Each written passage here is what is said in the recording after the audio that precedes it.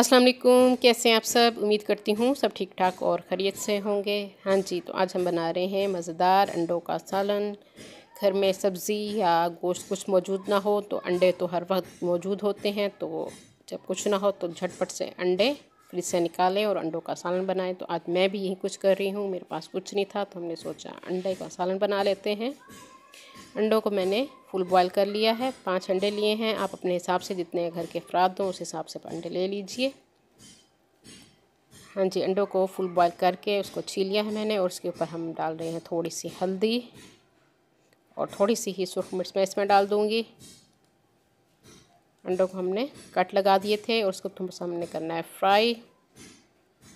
हाँ जी, इसको हम 3 से 4 टेबलस्पून ऑयल डाल के उसमें हम इसको हल्का सा कलर दे देंगे अंडों को। बस 1 से 2 मिनट ही आपने इसको ऑयल में इस तरह पका लेना है, और उसके बाद हम इसको निकाल लेंगे। ये देखिए इस तरह से इसको हम रख देंगे एक साइड पे। अब उसी कढ़ाई में मैंने थोड़ा सा ऑयल और डाल दिया है, और 3 मीडियम साइज़ के मैंने प्याज रफली काट के इसमें डाल दिए हैं। प्याज को हमने हल्का सा गुलाबी करना है, थोड़ा सा जब सॉफ्ट हो जाएंगे तो हम इसको निकाल लेंगे।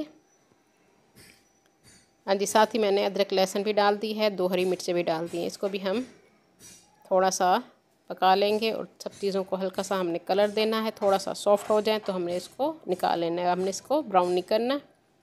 हाँ जी, ये देखिए इस तरह से थोड़ा सा सॉफ्ट हो गए हैं और हल्का गुलाबी कलर आ चुका है इन पे। तो मैं इसको ब्लेंडर जग में निकाल लूँगी और इसको हम ब्लेंड कर लेंगे। थोड़ा सा पानी डाल के आप इसको ब्लेंड कर लें। हाँ जी, ये फिर दोबारा मैंने उसी कढ़ाई में इसको थोड़ी देर पका लिया है, और इसमें मैंने मसाले डाल दिए हैं, नमक, मिर्च, हल्दी, खुश्क धनिया पाउडर और सफ़ेद ज़ीरा पाउडर। वो मेरे कैमरे में रिकॉर्ड नहीं, उसका स्किप हो गया है। तो ये सब चीज़ें मैंने इसमें डाल दी थी, और इसको हम 2 से 3 मिनट पकाएंगे। उसके बाद मैंने इसमें डाल दिया है 1/4 कप दही का।